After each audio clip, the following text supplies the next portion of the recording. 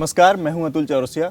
आज हमारे साथ जेएनयू छात्र संघ के पूर्व अध्यक्ष कन्हैया कुमार हैं।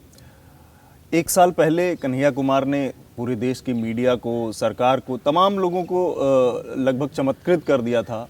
एक टकराव की मुद्रा में आ गया था पूरी सरकार और एक विश्वविद्यालय के साथ, जेएनयू के साथ। उस दौरान कुछ घटनाएं विश्वविद्यालय में ऐसी घटी जिसको लेकर इनके ऊपर देशद्रोह के आरोप लगे।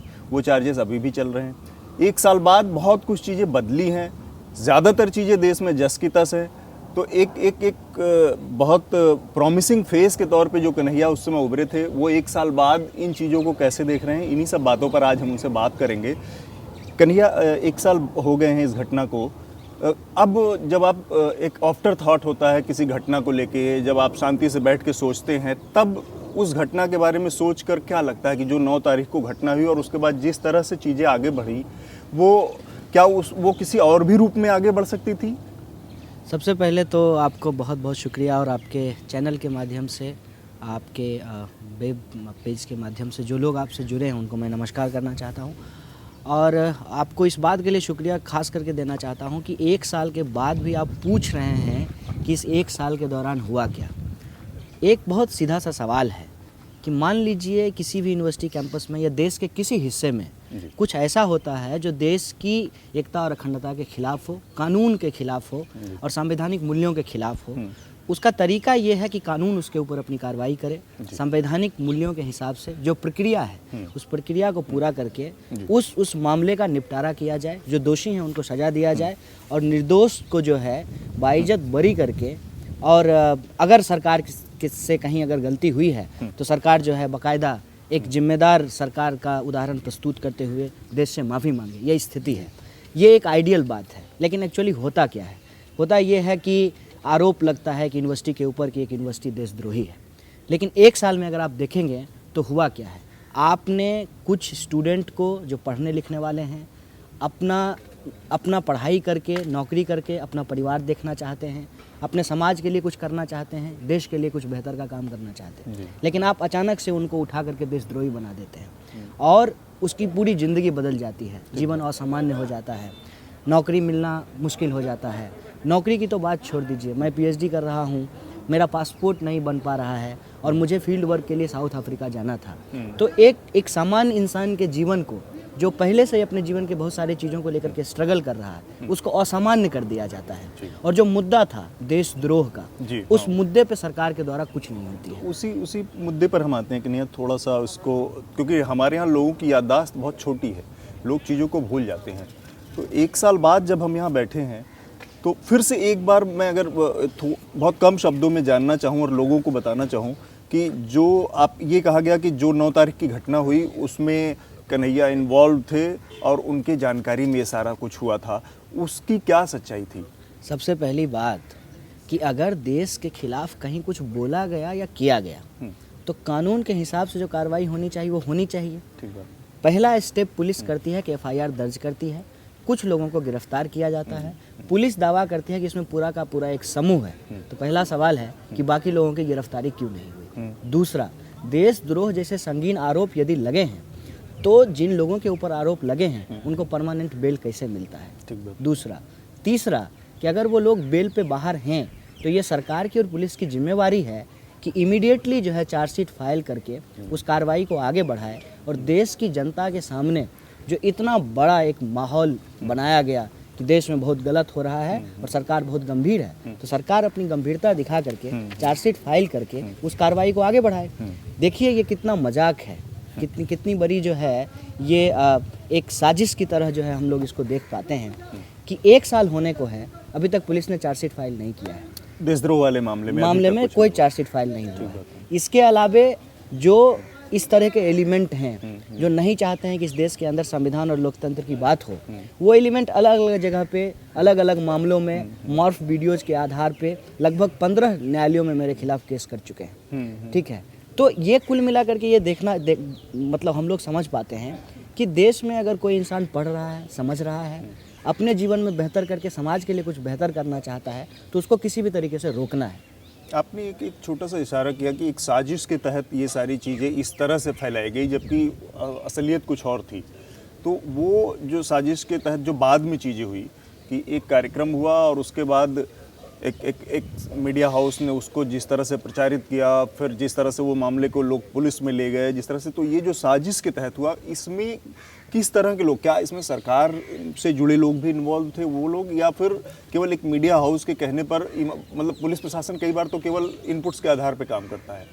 देखिए, सबसे बड़ी बात यह है कि मैं पिछले कुछ दिनों तक केस के डिटेल पे कभी बात नहीं करता था, लेकिन आज जब 1 साल हुआ है, हाँ। तो मैं मजबूर हूँ कि मैं केस की डिटेल पे बात करूँ, इसलिए कि मेरा जीवन सामान्य नहीं हो पा रहा है। एक छोटी सी बात है कि मैं जो है सामान्य तरीके से बाज़ार नहीं जा सकता, मैं सिनेमा हॉल नहीं जा सकता, मैं जो है अपनी ज़रूरत की चीज़ों को नहीं ला सकता, मैं सामान्य ज़िंदगी नहीं जी सकता, मैं अपनी पढ़ाई के लिए, अपनी रिसर्च के लिए मैं विदेश नहीं जा पा रहा हूँ। तो ये जो मैं झेल रहा हूँ, ठीक है, हालांकि मुझे इससे कोई दिक्कत नहीं है, मुझे मालूम है कि ये मुझे क्यों झेलना पड़ रहा है। ये मुझे इसलिए झेलना पड़ रहा है कि हम सरकार की जो लोकतंत्र विरोधी और लोक विरोधी नीतियां हैं, उसका विरोध करने के चलते टारगेट किया गया है।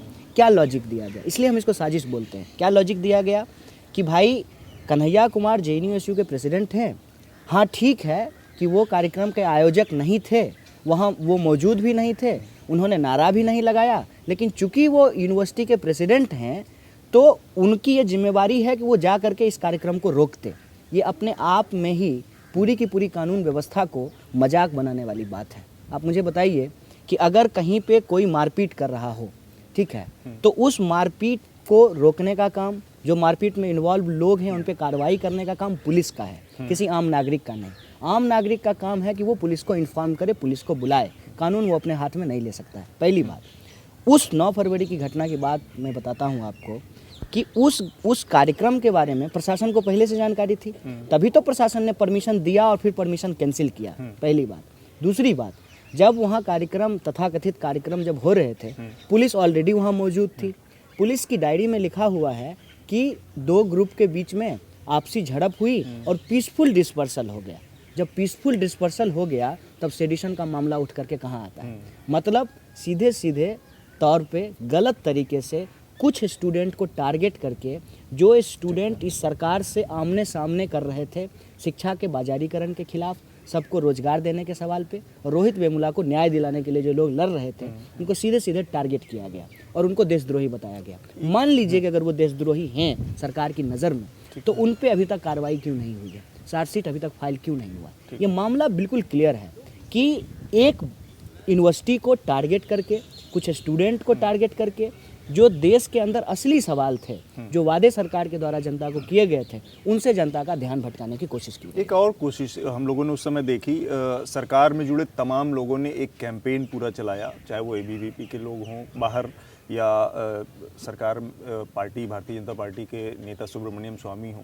इन लोगों ने सर्ट JNU के नाम से कैंपेन चलाया, यहाँ पे BSF के पोस्ट लगाने की हिमायत की, ये तमाम चीज़ें। एक तो हुई आपकी पर्सनल ट्रेजेडी की, इन सब घटनाओं के बाद आपने जो झेला वो बताया। जो यूनिवर्सिटी के ऊपर कुछ खतरे दिख रहे थे, हालांकि सरकार ने इसको ऑफिशियली डिनाई किया है कि इस तरह का कोई खतरा यूनिवर्सिटी के ऊपर नहीं, लेकिन ओवरऑल आम जनता के बीच में जो बहुत ज़्यादा नज़दीक से चीज़ों को नहीं देखती है, ऊपरी तौर पे चलते फिरते या एक ओपिनियन बनाती है घटनाओं को और नेताओं और बड़े लोगों की बातचीत पे, उस अपने मकसद में ये लोग कितने कामयाब हुए? जो लोग सर्ट JNU या JNU को एंटी नेशनल के तौर पे, तो एक पूरी यूनिवर्सिटी के ऊपर जो खतरा मंडरा था वो कितना कम या ज़्यादा हुआ? देखिए, सबसे पहली बात तो यह है साहब कि मैं जनरली अपनी पर्सनल ट्रेजेडी बोलता नहीं हूँ, क्योंकि हम लोग जहाँ से आते हैं ट्रेजेडी ही हमारी सच्चाई है, ठीक है। एक विस्थापित आदमी जो बड़े शहर में आया है, दिन रात चप्पल घिस करके अपनी ज़िंदगी जीने की जुगत में भिड़ा रहता है, उसके लिए ट्रेजेडी, गाली और अपमान कोई नई बात होती नहीं है। चलते चलते लोग जो है बिहारी बोल करके, गाली दे करके निकल जाते हैं, आजकल देशद्रोही कह करके निकल जाते हैं। तो ट्रेजेडी अपनी मैं बोलता नहीं हूँ। असल बात वही है कि एक यूनिवर्सिटी, अब आप देखिए कि इस कैंपस में पढ़ने वाली लड़कियों के बारे में क्या क्या बोला गया।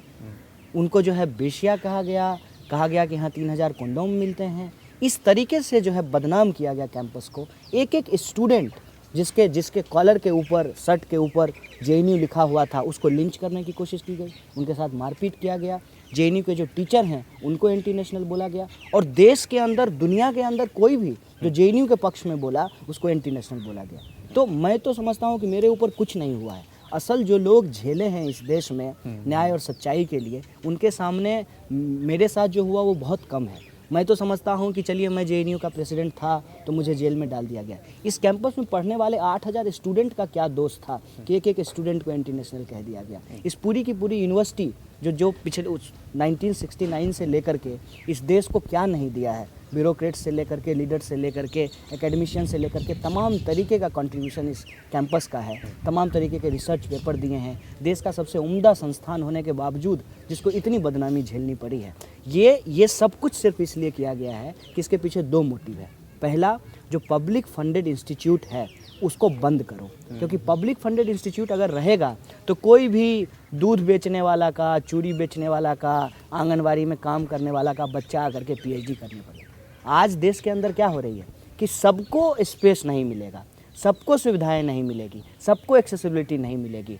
बुलेट ट्रेन चलेगी लेकिन सब उसमें नहीं चढ़ेंगे। हवाई जहाज़ रोज़ सर के ऊपर से उड़ता है लेकिन सब लोग उसकी यात्रा नहीं कर सकते हैं। अच्छी यूनिवर्सिटी रहेगी, शीशे वाले दुकान रहेंगे, लेकिन उसमें जो है दूध बेचने वाला का बच्चा पढ़ने के लिए नहीं जाएगा। ये जो सिचुएशन है देश के अंदर, इसको और ज़्यादा बढ़ाने की कोशिश की जा रही है।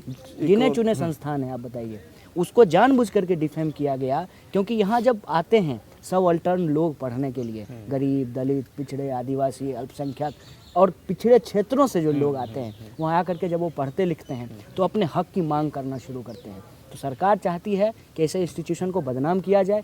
एक तो शिक्षा का प्राइवेटाइजेशन बहुत आसानी से किया जा सकता है, और दूसरा एक फालतू का डिबेट खड़ा करके एक यूनिवर्सिटी को विलेन बना करके आप अपनी जो कारगुजारियां हैं, अपनी जो आपकी नाकामियां हैं, उससे बच जाना चाहते हैं। क्योंकि आप एक स्टूडेंट लीडर हैं, तो पिछले 2 सालों में हमने स्टूडेंट पॉलिटिक्स से जुड़ी और कैंपसेस से जुड़ी कई घटनाएं देखी। एफटीआई पुणे का मामला हो, जेएनयू के साथ जो प्रकरण हुआ, रोहित वेमुला के मामले, हैदराबाद सेंट्रल यूनिवर्सिटी का मामला हुआ, अलीगढ़ यूनिवर्सिटी को भी लेके एक पूरा कैंपेन। अभी जेएनयू से नजीब गायब है। ये सारा, ये क्या लग रहा है कि जो इस सरकार की जो नीति है या जो इसकी सोच है इस तरह के इंस्टीट्यूशन को लेके, जो प्रीमियम इंस्टीट्यूट्स हैं देश के, उनको लेके किसी तरह की दुर्भावना से काम कर रही है सरकार, या किसी अल्टीरियर मोटिव के साथ काम कर रही है?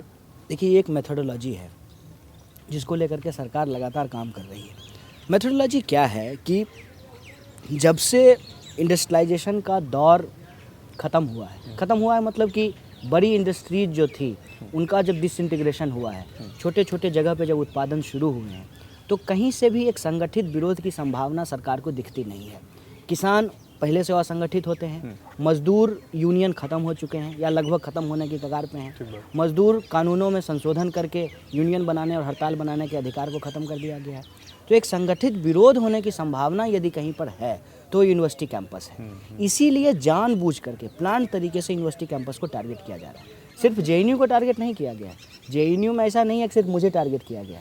देखिए कि हमारे बाद नजीब गायब है, जिस पे उस पर भी कोई कार्रवाई नहीं हुई। उसके बाद 9 लड़कों को सस्पेंड कर दिया गया। यहीं बगल में IIMC है, वहाँ एक लड़के को फेसबुक पोस्ट लिखने के चलते निलंबित कर दिया गया। हैदराबाद सेंट्रल यूनिवर्सिटी में यही हुआ, इफ्लू में यही हुआ, इलाहाबाद के अंदर यही हुआ, अलीगढ़ के अंदर यही चल रहा है, दून यूनिवर्सिटी के अंदर यही हुआ।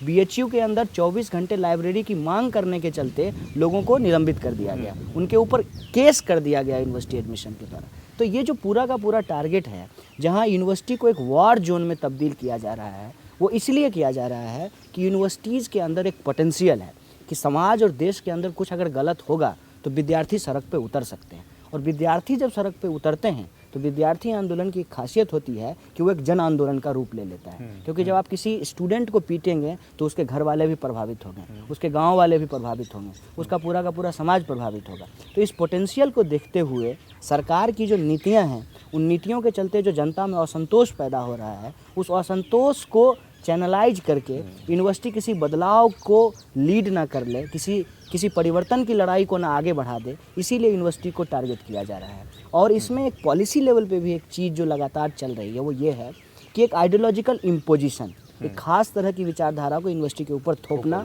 और लोग जो फ्रीली सोचना चाहते हैं, आलोचनात्मक तरीके से अपना नज़रिया विकसित करना चाहते हैं, वो रैशनल होना चाहते हैं, तो उनके ऊपर जो है एक खास विचारधारा थोपना चाहते हैं, जिसको हम लोग सेफ्रोनाइजेशन बोलते हैं। और आजकल जो एक ट्रेंड चला है कि सबको सुविधा नहीं मिलेगी, मतलब एक जो है कॉन्सेप्ट आजकल बहुत पॉपुलर हुआ है कि socialization of loss and privatization of profit. मतलब प्रॉफिट होगा तो कंपनी के मालिक को और घाटा होगा तो देश की सरकार को, उसको बेल आउट पैकेज देगी। तो उस प्रोसेस में क्या किया जा रहा है कि सबको पढ़ाने की ज़रूरत नहीं है। अगर सब लोग पढ़ लिख लेंगे तो पढ़ने लिखने के बाद वो फिर एम्प्लॉयमेंट मांगना शुरू कर देंगे, और एम्प्लॉयमेंट तो दिया नहीं जा सकता है। इसीलिए इस दो लेवल पे इसको काम किया जा रहा है। एक इसमें फ्यूचर पर्सपेक्टिव है कि स्टूडेंट मूवमेंट जो है वो कहीं भी खड़ा ना हो पाए और बाहर कोई आंदोलन होने की संभावना दिखती नहीं है। एक फ्यूचर पर्सपेक्टिव है, और एक करंट पर्सपेक्टिव है जिसमें पॉलिसी लेवल पे वो एजुकेशन इंस्टीट्यूशन को प्राइवेटाइज करना चाहते हैं और सेफ्रोनाइज करना चाहते हैं। एक आपके व्यक्तिगत उस पे आता हूँ मैं। एक साल भर के दौरान बहुत सी और भी चीज़ें बदली हैं। अब एक चीज़ ये देखने में आ रहा है कि आप तमाम सभा सेमिनारों में हिस्सा ले रहे हैं, वहाँ पे अपनी बातें कह रहे हैं, भाषण दे रहे हैं, आपने किताब लिखी है, तो एक सेलिब्रिटी स्टेटस जैसा भी आपको मतलब महसूस होता होगा। इस चीज़ से कैसे निपट रहे हैं? क्योंकि ये एक छात्र के जीवन में इस तरह के इतने बड़े उतार चढ़ाव बहुत कम आते हैं। और वो भी आपने जो शुरुआत में बात कही कि मैं एक छोटे से गांव से आया हुआ आदमी था यहाँ पे, तो इन चीज़ों को हैंडल करना कितना मुश्किल या कितना आसान है? देखिए, सबसे बड़ी बात ये होती है ना कि आजकल ये कहा जा रहा है कि पोस्ट ट्रुथ का ज़माना है, लेकिन हम लोग ऐसे लोग हैं ना जो सच को एक मिनट के लिए भी नज़रअंदाज करके नहीं चल सकते। लोग क्या सोचते हैं, अगर हम इस बारे में सोचते रहेंगे तो शायद हम अपनी ज़िंदगी ही नहीं जी पाएंगे। क्योंकि जब हम निकलते हैं सड़कों पे, ठीक है, तो लोग पहले से ही एक पूर्वाग्रह बना करके रखे हुए हैं। अरे बिहारी है, ठीक है, हिंदी स्पीकिंग है, बोलने नहीं आता है, ठीक है, अरे ये लोग जो है बहुत लंट होते हैं। एक प्रेजुडिस है। दूसरा क्या है कि इस देश में सबसे बड़ा अपराध है गरीब होना। अगर आप गरीब हैं तो इससे बड़ा कोई अपराध नहीं है। बाकी आप मतलब कुछ ना भी करें तो दोष आप ही के ऊपर डाला जाएगा, ठीक है। हमने कहा एक सभा में कि सपोज कीजिए कि मैं जो है किसी पूंजीपति का बेटा होता, तो क्या मोदी जी और मोदी जी के पुलिस की हिम्मत होती कि मुझे पकड़ करके जेल में डाल देते? 9,000 करोड़ रुपया लेकर के माल्या भाग गया, ये लोग कुछ कर पाए? तो ये जो एक दंश है हम लोग आजीवन झेलते रहते हैं, और हमारा यही सच है। तो इस पोस्ट ट्रुथ के ज़माने में जहाँ एक प्रोपगेंडा खड़ा किया जाता है, ये हो गया है, वो हो गया है, मैं एक मिनट के लिए भी अपनी सच्चाई की ज़मीन नहीं छोड़ता हूँ। इसीलिए आप देखिए कि जब मैं प्रेसिडेंट था तो जो स्टूडेंट कम्युनिटी ने हम मेरे ऊपर विश्वास मेरे ऊपर दिखाया, मैं उसको डिलीवर करने की कोशिश कर रहा था, जिम्मेवारी निभा रहा था। प्रेसिडेंटशिप ख़त्म करने के बाद मैं जो है चुपचाप अपनी पीएचडी लिख रहा हूँ, और जब पीएचडी मैं लिख लूँगा तो मैं एक आम विद्यार्थी की तरह नौकरी की तलाश करूँगा। हाँ, लड़ाई हमारी ज़रूरत है और हम लड़ते रहेंगे समाज की बेहतरी के लिए। मैंने आपकी किताब इस दौरान पढ़ी, हाँ। जो आपने किताब लिखी थी, उस किताब में की जो प्रस्तावना आपने लिखी है वो छोटी सी है कि एक साधारण छात्र की राजनीतिक यात्रा, एक साधारण से गांव से जो आता है, लेकिन वो उसका देश उतना साधारण नहीं है। तो ये जो ट्विस्ट है आखिर में कि हर चीज़ साधारण है पर ये देश साधारण नहीं, ये इसका आशय क्या था लिखने का? देखिए, मैं ये कहने की कोशिश कर रहा था कि तमाम तरीके के असंतोष के बावजूद मैं समझता हूँ कि हमारा देश एक बेहतरीन देश है कई मामलों में, और उस बेहतरी को अगर हम लोगों को बचाना है तो अपनी जो व्यक्तिगत कुंठा कह लीजिए या फिर आप असंतोष कह लीजिए, उससे बाहर निकल करके सोसाइटी के लिए कुछ कंस्ट्रक्टिव सोचना पड़ेगा। मतलब इसी देश में जहाँ 70 साल हो गए और बेसिक चीज़ें लोगों को नहीं मिले, वहाँ जेएनयू जैसा इंस्टीट्यूशन भी है जहाँ एक गरीब इंसान आकर के अपनी पढ़ाई कर पाता है, अपनी ज़िंदगी बदल पाता है। तो ये संभावना है, ये पॉसिबिलिटी है। ज़रूरत बस इसी बात की है जो मैं पिछले आपके सवाल में कह रहा था कि आप अपनी सच्चाई की ज़मीन को नहीं छोड़िए। हो सकता है कि कुछ दिन के लिए आपको बड़ा ही ग्लैमर और दूसरे तरह की चीज़ें मिल जाए, लेकिन हकीकत ये है कि आप जिस जगह से आते हैं, जिस ज़मीन से आते हैं, आपकी पहली रिस्पॉन्सिबिलिटी बनती है कि आप पहले खुद के लिए बेहतर करें, परिवार के लिए बेहतर करें और समाज के लिए बेहतर करें। तभी इस देश की जो बेहतरी है, इसकी जो खूबसूरती है, उसको बढ़ाया जा सकता है। तमाम तरीके के विरोध हो सकते हैं तमाम चीज़ों को लेकर के, हमारे लोकतंत्र पे भी सवाल उठ सकता है, सरकार पे भी सवाल उठ सकता है, लेकिन मैं समझता हूँ कि व्हाटएवर है हमारे पास, जो भी है संविधान के रूप में, प्रस्तावना के रूप में, आज उसको संजोने की ज़रूरत है। एक और छोटी सी चीज़ में यहीं पे, जो जेल से निकल के आने के बाद आपने एडमिन ब्लॉक के ऊपर पहला भाषण दिया था, उसमें एक बहुत इंटरेस्टिंग चीज़ थी कि दलित, मुस्लिम, पिछड़ा, इन सब को मिल के एक साथ आना पड़ेगा एक मंच पे, तो ये जो राइटिस्ट या फांसीवादी ताकतें हैं इनको असली सबसे बढ़िया जवाब यही होगा। लेकिन इस पूरे एक साल में फिर हमने देखा कि उस तरह की कोई चीज़ पॉलिटिकली कोई एक्टिविटी, पॉलिटिकल एक्टिविटी उस फॉर्म में देखने को नहीं मिली। आपकी जो अपनी पार्टी है वो भी इलेक्टोरल पॉलिटिक्स में है, सीपीआई, और आप चूँकि आपने शुरुआत में कैंपेन करने की भी बात थी कि आप करेंगे, लेकिन 5 राज्यों के विधानसभा चुनाव चल रहे हैं, लेकिन किसी तरह की पॉलिटिकल एक्टिविटी ना तो आपकी ना आपकी पार्टी की दिख रही है। तो ये इस दौरान एक साल में आपकी अपनी पॉलिटिक्स को लेकर कोई डिलेमा की स्थिति है क्या अभी? नहीं, मेरे मन में कोई डिलेमा की स्थिति नहीं है। एक्चुअली मैं जो बोलता हूँ वो कोई मेरी व्यक्तिगत विचारधारा नहीं है, वो एक ऐतिहासिक तथ्य है, वो एक ऐतिहासिक अनुभव है कि जब भी समाज में एक ऑथोरिटेरियन, एक तानाशाही व्यवस्था कायम होती है तो उसको हराने का एकमात्र तरीका होता है कि लोग यूनाइट हों। मैं इसको एक उदाहरण से मैं समझाने की कोशिश करता हूँ, पता नहीं कितना समझा पाऊँ। मान लीजिए कि गांव में एक भेड़िया घुस गया है और हमारी पड़ोस से बड़ी लड़ाई है, पानी गिरने को लेकर के लड़ाई होती है। तो जब भेड़िया घुस जाता है तो ऑटोमेटिक जो है कि यूनिटी बनने की पॉसिबिलिटी तैयार हो जाती है और पूरा गांव मिल करके जो उस भेड़िया को खदेड़ करके बाहर करता है, फिर अपना पानी गिरने की लड़ाई चलते रहती है।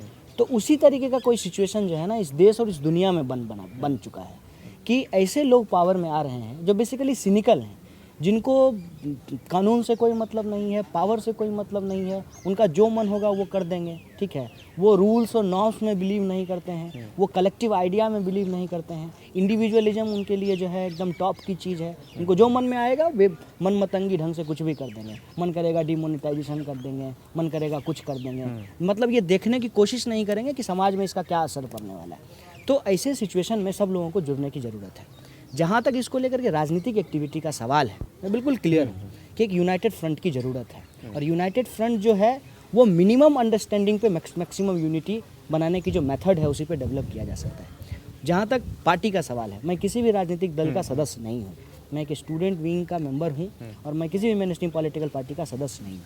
और मैं अपने लेवल पे ये कर रहा हूँ कि देश के अंदर कहीं भी कोई आंदोलन हो रहा है, मैं उसमें जा कर के शामिल हो रहा हूँ और उससे क्या हो रहा है कि हमारे आंदोलनकारियों के एक ऑर्गेनिक संबंध जो हैं वो विकसित हो रहे हैं। मान लीजिए कि मैं जब प्रेसिडेंट था तो मैं बार बार हैदराबाद जाता था जस्टिस फॉर रोहित वेमुला का जो आंदोलन चल रहा था उसमें शामिल होने के लिए। मैं 2 बार गया था वहाँ पे। उसके बाद मैं जेल चला गया, जेल से आने के बाद फिर मैं वहाँ पे गया। तो वहाँ के जो साथी संघर्ष कर रहे हैं, जेएनयू के जो साथी संघर्ष कर रहे हैं, उनके बीच में एक ऑर्गेनिक संबंध बना है। दूसरे यूनिवर्सिटी कैंपसेस के अंदर जो मूवमेंट हो रहे हैं उनके साथ एक ऑर्गेनिक संबंध एस्टेब्लिश हुआ है। ऊना में जो आंदोलन हुआ, हम लोग ऊना जा करके उस आंदोलन में शरीक हुए।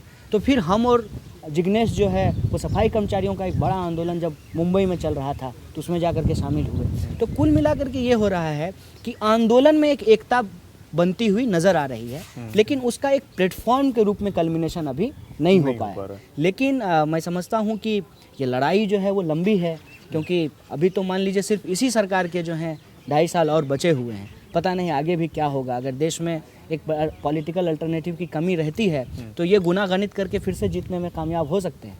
अगर हम इनको रोकना चाहते हैं तो इस आंदोलन की एकता को एक पॉलिटिकल अल्टरनेटिव के रूप में कल्मिनेट करना। एक और चीज़ आप लोग लेके एक कन्फ्यूज़न है लोगों को कि इस दौरान बहुत सारी और भी चीज़ें हुई, मसलन छत्तीसगढ़ में लगातार महिला एक्टिविस्ट जो हैं उनके साथ सरकार का रवैया बहुत, हाँ, बेला भाटिया, नंदिनी सुंदर, तमाम लोगों के साथ बहुत दुश्मनी भरा रवैया रहा। बाहर जाना, धमकी देना, निकालना, ये वो, नोटबंदी हुई, ये वो। पर इन सब मुद्दों पर कन्हैया की राय और बात लोगों को सुनने को नहीं मिली। शायद इसकी क्या वजह हो सकती है? क्या मतलब अपनी जो स्टूडेंट लाइफ है वो प्रभावित हो रही है एक्सेस पॉलिटिक्स से? नहीं, देखिए बात यह है कि पॉलिटिकल इंसान जो होता है वो कभी भी चीज़ों को अलग करके नहीं चल सकता है। मतलब जब आप पढ़ाई कर रहे हैं वो भी पॉलिटिक्स है और जब आप धरना दे रहे हैं वो भी पॉलिटिक्स है। वो बिल्कुल अलग नहीं है एक दूसरे से। लेकिन आपके पास जो है कोई चैनल नहीं है। चैनल कहने का मतलब ये होता है कि जैसे आज आप आए हैं किसी खास मौके पे इंटरव्यू लेने के लिए, तो मैं आपसे बातचीत कर रहा हूँ। लेकिन ये ज़रूरी नहीं है कि जब बेला भाटिया, नंदिनी सुंदर और अर्चना प्रसाद के ऊपर जब अटैक हुआ या फिर विनीत तिवारी के ऊपर जब अटैक हुआ या दूसरे जो एक्टिविस्ट उनके ऊपर अटैक हो, तो ज़रूरी नहीं है कि हमारी बात जो है वो मीडिया के द्वारा लोगों तक पहुंच पाए, लेकिन हम अपने मंच से उन सवालों को लगातार उठाते रहते हैं। और मैं बार बार कह रहा हूं कि ये आंदोलन की एकता हमारे चाहने से नहीं बनी है, ये सरकार की एक्टिविटी की वजह से बनी है। अब कल्लूरी साहब वहाँ पे क्या करते हैं, कोई इंसान वहाँ पहुँचता है बस्तर और उन इलाकों में, तो वो सीधे कहता है कि ये जेएनयू से आया है, ठीक है। अब ये एक जो है एक उन्होंने जो है एक मतलब समझ लीजिए कि एक पॉपुलर जुमला बना रखा है कि कोई भी वहाँ पत्रकार या कोई भी एकेडमिशियन पहुँचे, कोई भी ह्यूमन राइट एक्टिविस्ट पहुँचे, तो उसको इमीडिएटली जेएनयू से आया है बोल देते हैं, ठीक है। तो अपने आप जो है वो संबंध स्थापित कर रहे हैं कि ओ देश के आंदोलनकारियों एकजुट हो जाओ। मैं बार बार इसको कई बार सोचता हूँ और अब मेरे चेहरे पे मुस्कुराहट भी आती है कि अंग्रेज जो है अपने रिप्रेशन से क्रांतिकारी पैदा करते थे, अंग्रेज के चमचे सरकार बना करके अपने रिप्रेशन से आंदोलनकारी पैदा कर रहे हैं। अब आप देखिए कि ये जो पूरा का पूरा उभार रहा, वो उभार सरकार की परस्त मीडिया जो है, जो उनकी टिकट पे राज्यसभा पहुँचे हैं, उन्होंने ये पूरा का पूरा बबेला खड़ा किया। लेकिन जब ये लोगों तक पहुँची तो काउंटर डिस्कोर्स अपने आप खड़ा हो गया। जितना वो डेंट करने की कोशिश किए, उतना ही जेएनयू की छवि एक आंदोलनकारी इंस्टीट्यूशन के रूप में बन गई। और आज आप देखिए कि यहाँ कोई एक कन्हैया या दो कन्हैया या सहला या उमर या रामा इसकी ज़रूरत नहीं है। यहाँ हर एक स्टूडेंट अपने आप में आंदोलनकारी है और बाहर वो जा रहा है, लोगों को संगठित कर रहा है और अलग अलग फोरम बना करके लोग उस आंदोलन को आगे बढ़ा रहे हैं। तो मैं समझता हूँ कि कोई राजनीतिक डायलेमा नहीं है। हम लोग जो आंदोलन करते हैं, ठीक है, उसमें ये सोच करके नहीं करते हैं कि इससे क्या राजनीतिक लाभ होने वाला है। हम समझते हैं कि we are bound to do activism और पॉलिटिक्स, मतलब चॉइस नहीं है, हमको करना पड़ रहा है अपने अधिकारों को लेकर। दो आखिरी सवाल बस छोटे छोटे आपकी किताब से जुड़ा। एक तो आपसे बातचीत में भी अक्सर ये बातें सुनने को मिलती हैं कि जो हम जिस बैकग्राउंड से आप आए हैं, जो शैक्षिक पृष्ठभूमि रही है वो, और यहाँ पे जिस तरह की पढ़ाई लिखाई का वो है, लोग आगे बढ़ते हैं यहाँ पे, उसका अंतर बहुत बड़ा है। तो जो करंट हमारा एजुकेशन सिस्टम है उसको लेके आपके अंदर एक निराशा या एक उस तरह का भाव है, वो क्या कोई अल्टरनेट तरीका है होना चाहिए उस पढ़ाई लिखाई का, या कोई यूनिफाइड सिस्टम होना चाहिए? क्यों आपको लगता है कि वो सिस्टम आपको पीछे ले जाता है और जबकि यहाँ पे दूसरे सिस्टम से लोग आगे बढ़ते हैं? देखिए, एक बार कन्फ्यूजन जो है ना, आपकी किताब में भी ये बात आई है काफी। मैंने उसको देखा है और कई लेवल पे अपने आप को महसूस किया है कि जब तक अवसर की समानता नहीं होगी ना, तब तक जो है कंपटीशन का पूरा जो आइडिया है उसमें बहुत सारे फ्लॉज हैं। मैं उसको इस तरह से समझता हूँ, कोई आदमी 5 किलोमीटर आगे से दौड़ रहा है, किसी को 5 किलोमीटर पीछे से दौड़ा के कहेंगे कि फिनिशिंग लाइन एक है और फिर तय होगा कि जीता कौन। ये एक गलत तरीका है। एक्चुअली इस देश के स्कूल सिस्टम में सुधार करने की ज़रूरत है। बार बार ये कहा जा रहा है, देश में जब लोगों के अधिकार समान हैं, ठीक है, तो उनको सुविधाएं समान क्यों नहीं दी जाती है, कम से कम बेसिक लेवल पे।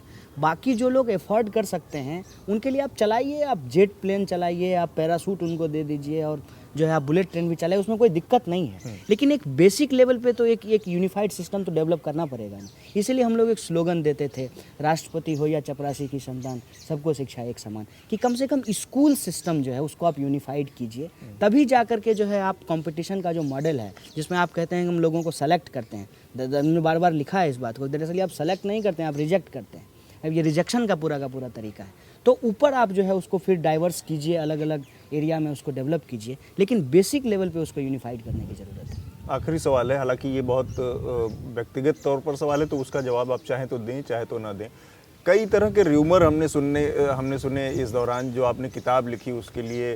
किसी ने कहा कि कन्हैया कुमार को 50 लाख रुपए दिए जगरनॉट ने, किसी ने कहा 35 लाख रुपए दिए, किसी ने कहा 45 लाख रुपए दिए। कन्हैया कुमार बेसिकली अपना सेलिब्रिटी स्टेटस केवल बेच रहे थे, कोई उसमें पॉलिटिकल थॉट नहीं दिया उन्होंने, ये वो।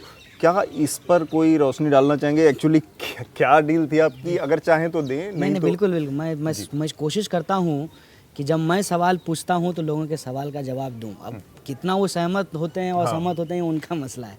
पहली बात तो ये है कि मैं किताब बिल्कुल लिखने की स्थिति में नहीं था, कि मुझे किताब लिखना ही नहीं था। मैं सोचा था कि अपनी ज़िंदगी में कभी किताब लिखूंगा तो सबसे पहले अपना डिजर्टेशन पब्लिश कराऊंगा, अभी भी मेरे कमरे में रखा हुआ है। तो ऑलरेडी एक किताब रखा हुआ है जो पब्लिश नहीं हो पाएगा, ठीक है।